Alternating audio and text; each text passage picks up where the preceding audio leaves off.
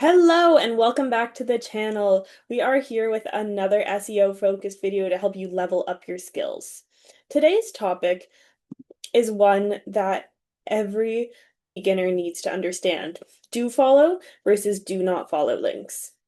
If you're learning SEO or just starting building out backlinks for your clients or even your own website, you've probably heard of these two terms, do follow and do not follow. In this video, I'll break it down. Each type of link actually means, how they impact your SEO ranking, their effect on your website's health, and how to use them to build a smart backlink profile. Let's start with the basics. How do you identify a link if it's do follow or do not follow? Here's an example. I received a backlink from a blog article and inserted the link into my website. To check the link, simply click on the anchor text. This is the clickable part of the link. Click Inspect in your browser. This opens the HTML code and look for any mentions of ref brackets no follow in the code. In this case, the link is right here. Here is the target URL. This is my website's link. The anchor text is the e-commerce PPC agency. Tag clearly shows that this is a no follow link.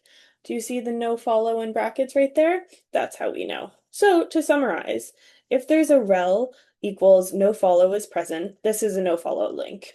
If not present, it is a do follow link unless otherwise specified. Now, let's talk about how these links help with SEO value. Do not follow links past link juice. This means it's a portion of the authority from the linking site that is transferring to your site. For example, if your backlink comes from a domain authority of 60, some of the SEO power will flow to your site. No follow links, on the other hand, do not pass juice. However, both link types can bring traffic to your website. So, do not follow link mean traffic only, no SEO value is present. But do follow links mean that link juice and referral traffic is there.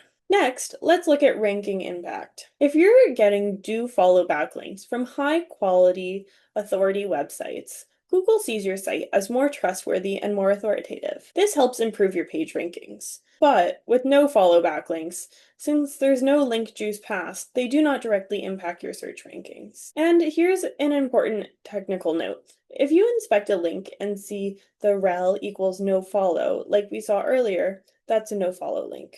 If there's no attribute mentioned, by default, that makes it a do follow link.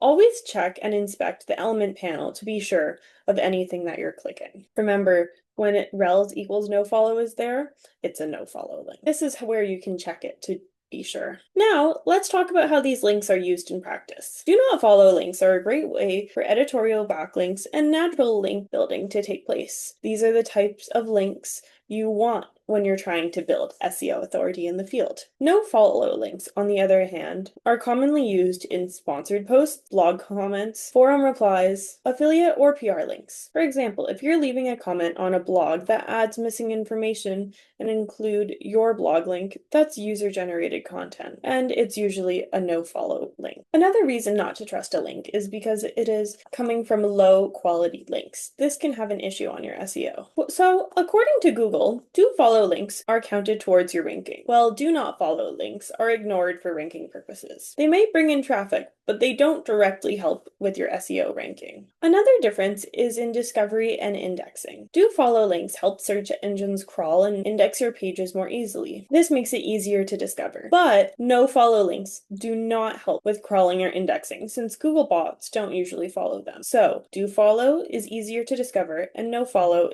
means limited visibility. So here are some common uses of these examples. The first is a paid guest post. This is a do follow link, and if you're paying for the post and the post doesn't mention it's sponsored, always ask for a do follow link. Next, high authority backlinks. Always try to negotiate for do follows. But remember that no follow links are fine for blog comments, affiliate links, press releases, PR campaigns, especially when launching a product or feature. This is because most press releases websites will provide no follow links by default. And that's okay, because this is for exposure, not for ranking. Now, let's address some of the most asked questions.